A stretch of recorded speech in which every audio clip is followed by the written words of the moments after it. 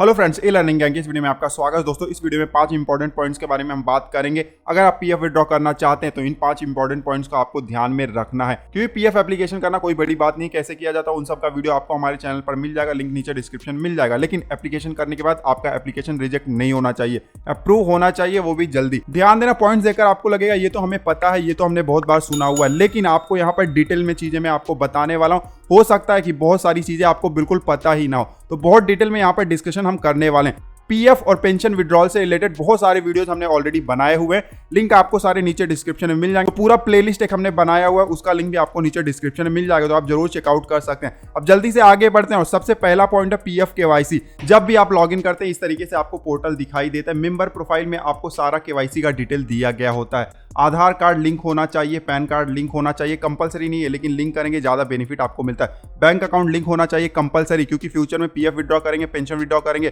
तो इसी बैंक खाते में आपका पैसा आएगा। ध्यान देना, आपके पास जो आधार कार्ड है उसमें आपका मोबाइल नंबर भी लिंक होना चाहिए और वो मोबाइल नंबर आपके पास होना चाहिए ताकि आप पीएफ और पेंशन विड्रॉल के साथ साथ दूसरे भी ऑनलाइन सर्विसेज का फायदा ले सके। ठीक है, और कुछ और इंपॉर्टेंट चीजें हैं केवाईसी से रिलेटेड। जो मेंबर प्रोफाइल में आपको नाम दिखाई दे रहा है, यही नाम आपके आधार कार्ड में होना चाहिए, पैन कार्ड में होना चाहिए और जो बैंक खाता आप लिंक करेंगे उसमें भी होना चाहिए। तो मिसमैच नहीं होना चाहिए। फ्यूचर में पीएफ विड्रॉल इसके लिए भी रिजेक्ट हो जाता है। बैंक खाता जो भी आप यहाँ पर लिंक करते हैं उसका आपके पास चेकबुक या पासबुक या बैंक स्टेटमेंट भी होना चाहिए, जिसमें आपका नाम, आईएफएससी कोड और अकाउंट नंबर होना चाहिए। जो अकाउंट नंबर हम लिंक करेंगे वही होना चाहिए। ठीक है, अदरवाइज पीएफ अप्रूव नहीं होगा, रिजेक्ट हो जाएगा। उसके अलावा यहाँ पर जो मोबाइल नंबर आपको दिया गया है, ये मोबाइल नंबर आप कोशिश करिएगा कि जो आधार से मोबाइल नंबर लिंक है वही आप यहाँ पर भी लिंक कर दीजिए।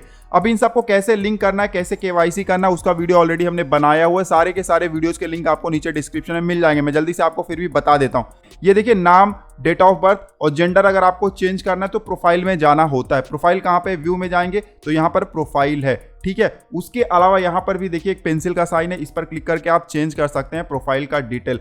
केवाईसी करना है आधार, पैन और बैंक अकाउंट नंबर, तो यहाँ पर पेंसिल का एक बना हुआ है, इस पर क्लिक कर सकते हैं। अदरवाइज मैनेज में आपको जाना है और यहाँ पर केवाईसी का बटन है, इस पर क्लिक करके आप कर सकते हैं। मोबाइल नंबर और ईमेल आईडी चेंज करना है तो इसके लिए भी यहाँ पर पेंसिल का बटन दिया गया है। अदरवाइज व्यू में जाकर प्रोफाइल में आप चेंज कर सकते हैं अपना मोबाइल नंबर और ईमेल आईडी भी। सारे वीडियोस के लिंक आपको नीचे डिस्क्रिप्शन में मिल जाएंगे। इन सब चीजों का आपको ध्यान देना है। अब दूसरा जो इंपॉर्टेंट पॉइंट है वो है date of joining and exit. बहुत ही इंपॉर्टेंट, अगर आप पूरा पीएफ का पैसा और पेंशन का पैसा विड्रॉ करना चाहते हैं तो आपका date of exit, date of joining update हुआ होना चाहिए। कैसे पता चलेगा? आपको जाना है व्यू में, सर्विस हिस्ट्री में, इस पर क्लिक कर देना है। अब आप देख सकते हैं आपकी कंपनी का या तो मेंबर आईडी का यहाँ पर नाम दिखाई देगा। ठीक है, तो यहाँ पर डेट ऑफ ज्वाइनिंग ईपीएफ है और फिर डेट ऑफ एग्जिट ईपीएफ है। आप देख सकते हैं यहाँ पर हमारे केस में अपडेट है जो लास्ट वाला हमारा कंपनी है, लेकिन जो सेकंड लास्ट कंपनी है उसमें डेट ऑफ एग्जिट अपडेट नहीं है। तो क्या डेट ऑफ एग्जिट आप ऑनलाइन अपडेट कर सकते हैं? जी जरूर, ऑनलाइन आप अपडेट कर सकते हैं, फैसिलिटी अवेलेबल है। डेट ऑफ ज्वाइनिंग भी आप ऑनलाइन अपडेट कर सकते हैं? नहीं, डेट ऑफ ज्वाइनिंग अभी आप ऑनलाइन अपडेट नहीं कर सकते। एम्प्लॉयर के पास, मतलब कंपनी के पास से ही आपको कराना होता है। अगर wrong date of exit update हो गया है तो कैसे उसको सही कराया जा सकता है? ऑनलाइन फैसिलिटी है? तो इसका जवाब है अभी फिलहाल तो नहीं है, लेकिन जल्दी आ जाएगा ऐसा सुनाई पड़ रहा है। अगर रॉन्ग डेट ऑफ एग्जिट है तब तो पीएफ ऑफिस भी जाना पड़ सकता है। जैसे डेट ऑफ ज्वाइनिंग ईपीएफ का है उसी तरीके से ईपीएस का भी डेट ऑफ ज्वाइनिंग अपडेट हुआ होना चाहिए। दोनों भी आपको साथ में करना है, दोनों का डेट ऑफ एग्जिट भी मैच होता है। ठीक है, अब ऑनलाइन अगर आपको डेट ऑफ एग्जिट अपडेट करना है तो मैनेज में जाना, यहाँ पर मार्क एग्जिट का ऑप्शन है। आपको स्टेप बाय स्टेप कैसे डेट ऑफ एग्जिट अपडेट करना है उसका वीडियो ऑलरेडी हमने बनाया हुआ है। सही तरीके से करना है। डेट ऑफ एग्जिट गलती से भी आपने रॉन्ग कर दिया तो पीएफ ऑफिस के चक्कर लगाने पड़ सकते हैं। तो वीडियो हमने बनाया हुआ है, लिंक आपको नीचे डिस्क्रिप्शन में मिल जाएगा। तो ये 2 पॉइंट हो गए। अब अगला पॉइंट आता है फॉर्म नंबर 15G। इससे रिलेटेड बहुत सारे सवाल आते हैं। अब फॉर्म नंबर 15G के रूल रेगुलेशन क्या है, किसके लिए एप्लीकेबल है, किसके लिए नहीं एप्लीकेबल है, उसका वीडियो हमने बनाया हुआ, लिंक नीचे डिस्क्रिप्शन में मिल जाएगा। इस वीडियो में आपको बताने वाला हूं जो सबसे ज्यादा पूछा जाने वाला सवाल है कि पॉइंट नंबर 16 और पॉइंट नंबर 17 में हमें क्या इनकम दिखाना है। अगर फॉर्म नंबर 15G आपको अपलोड करना है तो पॉइंट नंबर 16 में देखिए आपको अपने पीएफ विड्रॉल का अमाउंट इंटर करना है। अब इसमें क्या पेंशन का अमाउंट भी ऐड करना है? बिल्कुल नहीं, सिर्फ पीएफ का ही अमाउंट आपको यहाँ पर ऐड करना है। हम पेंशन का अमाउंट तो कभी भी नहीं ऐड करते, हमारा फॉर्म कभी रिजेक्ट भी नहीं हुआ। ठीक है, उसके बाद पॉइंट नंबर 17 में आपको कितना इनकम दिखाना है? पॉइंट नंबर 17 में आपको टोटल इनकम दिखाना है। ये पीएफ का इनकम इंक्लूड करने के साथ साथ आपका मान लीजिए सैलरी से है, हाउस प्रॉपर्टी से इनकम है, अदर सोर्स का इनकम है, बिजनेस इनकम है, दूसरा कोई भी इनकम है, वो टोटल इनकम आपको ऐड करना है और ये भी अमाउंट ऐड करना है।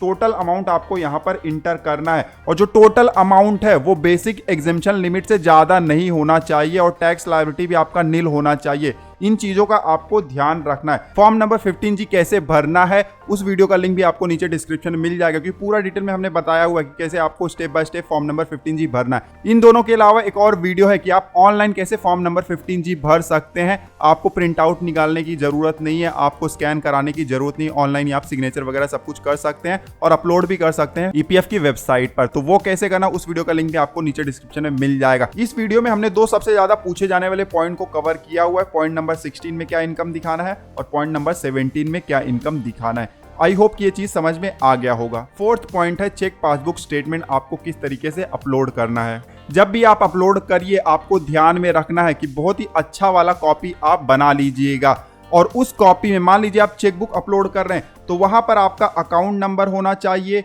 नाम होना चाहिए और IFSC कोड भी होना चाहिए। जैसे कि हमारे केस में आप देख रहे हैं तीनों भी है, ठीक है। तीनों चीजें आपके केस में भी होना चाहिए। अगर नहीं है एक भी चीज तो रिजेक्ट हो सकता है। अब ये जो डिटेल यहां पर दिए गए हैं ये आपके PF पोर्टल पर लिंक भी होना चाहिए। काफी लोग सवाल पूछते हैं कि क्या हम चेक को कैंसिल करें। देखिए यहां पर आप एक लाइन खींच सकते हैं। मैं आपको बता देता हूं किस तरीके से।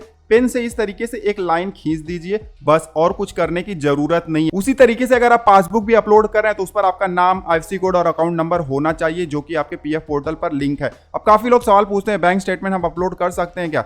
ऑफ कोर्स कर सकते हैं, लेकिन कुछ इंपॉर्टेंट चीजें जिनका आपको ध्यान रखना है। हमने बहुत बार किया हुआ है और क्लेम कभी रिजेक्ट नहीं हुआ है। क्या इंपॉर्टेंट चीजें मैं आपको जल्दी से बता देता हूँ। पहले तो आपका जो बैंक स्टेटमेंट होगा वो लेटर हेड पर होना चाहिए। देखिए जैसे कि हमारे केस में SBI लोगो दिखाई दे रहा है।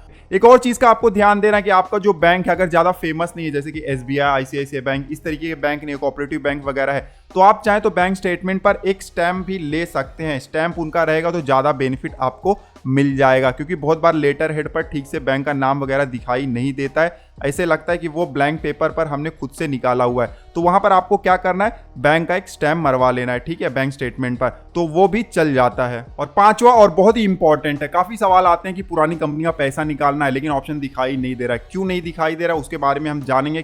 क्या उसका सोल्यूशन है उसके बारे में जल्दी से मैं आपको बता देता हूं। अब पांचवा पॉइंट है कि मल्टीपल मेंबर आईडी है, मल्टीपल कंपनीज में आपने काम किया हुआ है, तो पुरानी कंपनी का PF का पैसा, पेंशन का पैसा हम कैसे निकाल सकते हैं। हमारे केस में आप देख सकते हैं बहुत सारी कंपनीज हैं। अगर पुरानी कंपनी का अगर हमें पैसा निकालना हो तो कैसे निकाल सकते हैं, क्योंकि जैसे PF विड्रॉ करने जाते हैं पुरानी कंपनी का तो ऑप्शन ही नहीं आता है। तो क्या किया जा सकता है? सबसे पहली बात तो एडवांस PF अगर विड्रॉ करना है तो सारी कंपनी में से आप कर सकते हैं।